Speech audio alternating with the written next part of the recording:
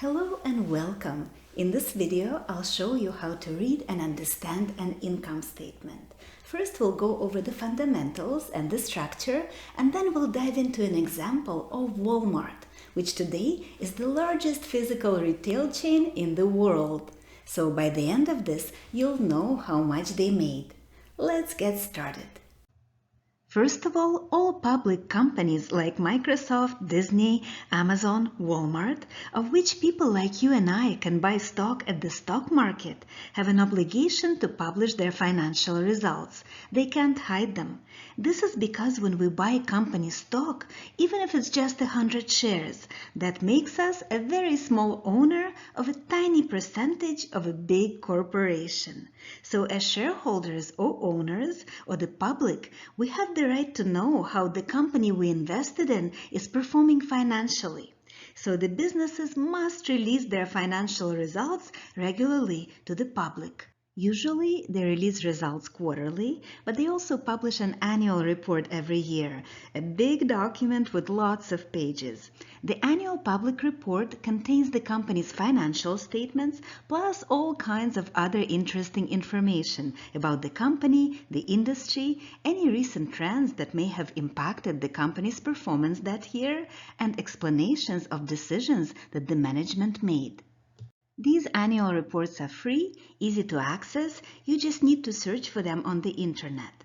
That's where we find the public report of Walmart, which contains the income statement that we'll be looking at later.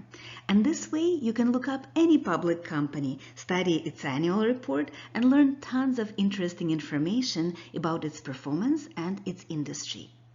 Now, before we dive in and look at the actual income statement of Walmart, let's just cover a few basics.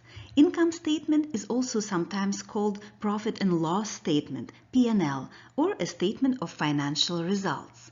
The purpose of the income statement is to tell us the profitability story of a business. In simple words, by looking at the income statement, we can tell if the company is making money or losing money within a certain period of time. This is something to remember about the income statement. The numbers we see have been accumulated for a period of time. It could be a monthly income statement, a quarterly income statement, or an annual income statement that shows results for the entire year. When companies prepare income statements, they use a universal approach, an accounting standard that dictates where the information must appear and in what order. There is a designated line for every piece of information on the statement, and thanks to this standard approach, you can pick up an income statement of any company and know exactly which lines to look at for the information you need. In a nutshell, the structure is as follows.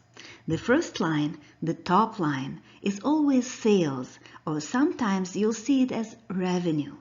This is the money that the business has received from customers, paying for its products or services within that time period. Next, we have to deduct all the expenses the business paid within that period. Most common business expenses would be rent, electricity, advertising, salaries paid to the employees, cost of goods, which the business had to buy first and then resell to customers. The types of expenses may differ depending on a business, but the idea is that the sales generated from customers are used to cover the expenses. Once the expenses are deducted from sales, then we see the results. If sales were greater than our expenses, then what's left is the profit we made. If sales were smaller, or in other words, not enough to cover our business expenses, then we have a loss. The profit or loss result is often referred to as the bottom line. On the income statement, it's net income or net profit, or sadly, net loss. When we open up Walmart's annual report that we found online earlier, we scroll to the income statement, and this is what it looks like. It's called Consolidated Statements of Income. A couple of things to notice right away as we look at the income statement is that all numbers presented are in millions. You see where I highlighted in yellow. So where we see what looks like $600,000, we have to add 6 zeros to that, which means it's actually $600 billion. The other thing we notice here is that the numbers are presented in 3 consecutive years.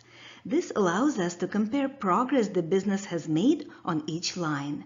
The most recent year in this case is 2023, and we can compare it to the results in 2022 and 2021. So the first line on the income statement, as we discussed earlier, is sales, the money Walmart received from customers. We see that in 2023, Walmart generated over 605, almost 606 billion in sales. Plus, on the next line, we see that it got over 5 billion in sales selling membership in its Sam's Club stores, which brings total sales to $611 billion. Now you know how much the largest retailer in the world has made. And we can also notice a positive trend in growth because we see the sales have increased in comparison to previous years. Now, this growth could have happened for several reasons.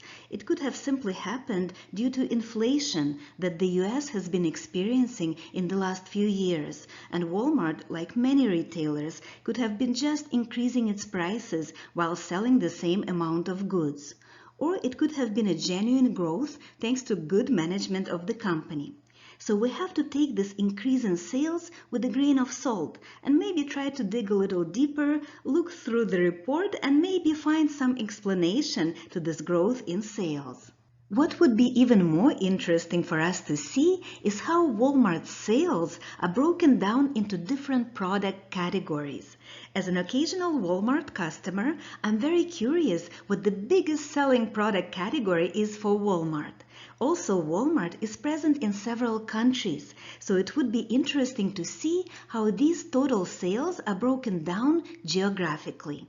To that effect, we find a little note on the income statement at the very bottom left, in fine print that says, "See accompanying notes." So we have to look for these notes in the report to get more detail on the sales breakdown.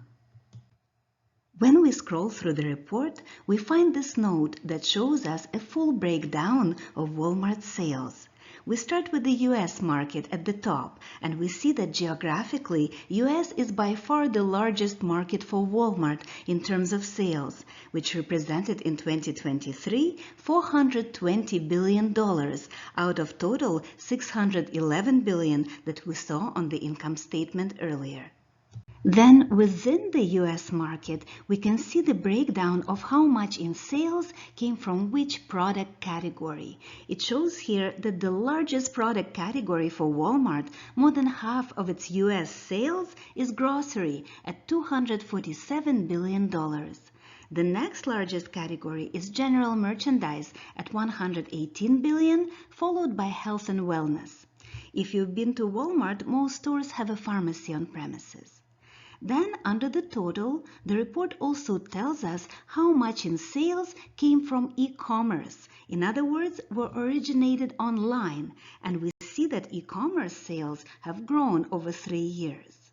Moving down to Walmart international sales by market, we see that Walmart Mexico is a significant contributor to sales outside the US at $40+ billion, although it's much smaller than the US market. There is a curious thing we can observe about the United Kingdom. There were sales in 2021 and 22, but not in 2023. This is because Walmart sold its UK operations and withdrew from the country.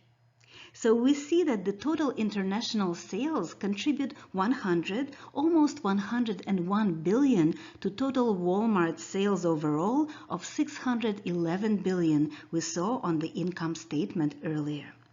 And below the total line, there is an explanation how much of these international sales come from e-commerce. Moving down, there is a separate category that shows the sales of Sam's Club in the United States. Sam's Club is a special category of Walmart stores that are in the format of a warehouse, and customers need to buy membership to have access to these stores and benefit from discounted prices. And we can see that Walmart has been growing sales from Sam's Club over 3 years, with grocery once again being a leading product category. And overall, Sam's Club contributed $84 billion to the top line of sales that we saw on the income statement earlier.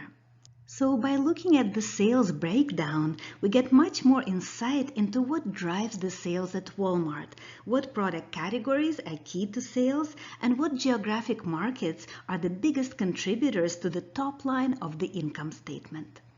Now that we understand sales, we have to figure out the expenses, what the business like Walmart is spending money on. So here we see that the biggest expense category is the cost of sales, which chopped off $463 billion from $611 billion that Walmart made in sales in 2023. Scrolling through the report, we find a note that explains the cost of sales. Here it says that the cost of sales consists of the actual product cost, in other words, the money Walmart paid its suppliers for the products it sold in its stores, plus transportation costs of these products to and between Walmart's distribution centers, stores, and clubs. This is where the big chunk of money is spent by the company like Walmart. The next expense category is operating, selling, general and administrative expenses, which took away $127 billion from Walmart's sales and profits in 2023. The note that we find in the report explains that these expenses include the cost of warehousing, in other words, the storage costs of products, and occupancy costs of Walmart stores, such as paying for the space, electricity, and wages of employees. After deducting these two categories of expenses, the income statement shows us operating income or operating profit. In other words, what's left from our top line sales after these expenses. And we see that we are left with $20 billion from the initial $611 billion in sales after these deductions. But that's not all. As we continue down the income statement, we see that Walmart still has to deduct finance-related expenses, such as debt, interest on debt, and so on. After all the expenses are finally deducted, we get income before income taxes, which is $17 billion from the initial $611 billion. But we still have to pay the taxes to the government. So after taxes, the bottom line, consolidated net income, or in other words, net profit, is roughly $11 billion from the initial $611 billion in sales on the top line. This means that Walmart actually spent $600 billion in 2023 on its expenses, which took away from its profits. There is something that we notice here about the net income. First of all, it decreased in 2023 in comparison to previous years, even though the top line, the sales, have grown. There is only one explanation to this. Somewhere in between the top line and the bottom line, expenses have increased in 2023 in comparison to previous years. By looking through the report, we find this note that can shed some light on why expenses have gone up. First of all, here Walmart talks about consistent operating discipline. And it is true, Walmart is well known for its mastery of controlling costs. As a discount store chain that promises in its marketing to consumers everyday low prices, keeping expenses low is at the core of the company so they can continue offering low prices to customers. By looking closely at this note, we learn that Walmart spent $3.3 billion on a lawsuit settlement in 2023. Walmart was sued for refusing to sell opioid-related products in its pharmacies. So that increased the expense and took away from the net profit of the company. When financial analysts look at an income statement of a company, they calculate some ratios. I'm going to show you one ratio that I believe is the most meaningful in many situations, the profit margin ratio. Calculating the profit margin helps us understand how much percentage-wise our bottom line or net profit represents of our sales. In other words, how much in a percentage form we're left with from all the sales we got from our customers. So we calculate our profit margin by dividing net income by sales. In case of Walmart, it's 11 billion of net income divided by 611 billion sales makes 2% profit margin. Another way to look at it is that Walmart spends 98% of its sales to cover its expenses. Now, the trick question is 2% profit. Is it good or bad? How is it as a performance indicator of a company? It seems low, but we cannot answer the question without taking into account the expected profit margin of the industry to which Walmart belongs, which is discount retailers. In order to draw a conclusion on whether Walmart is making enough profit, we have to compare its profit margin with those of its competitors. And if we look at Walmart's competitors, such as Target in the US, even though it's much smaller in the number of stores and sales, we will see that it has a very similar profit margin to that of Walmart. And if we take a look at a couple of other competitors, we can conclude that 2% is a normal and expected profit margin for this type of business, which is determined by the economics of Walmart's industry, discount retailers. If you'd like to learn more about what determines profitability of an industry, I have another video on my channel, which I will link in comments below. Congratulations on completing the income statement. Please let me know in comments what you think of this video. Also, please click like and subscribe if you'd like to see more videos like this one. Till next time.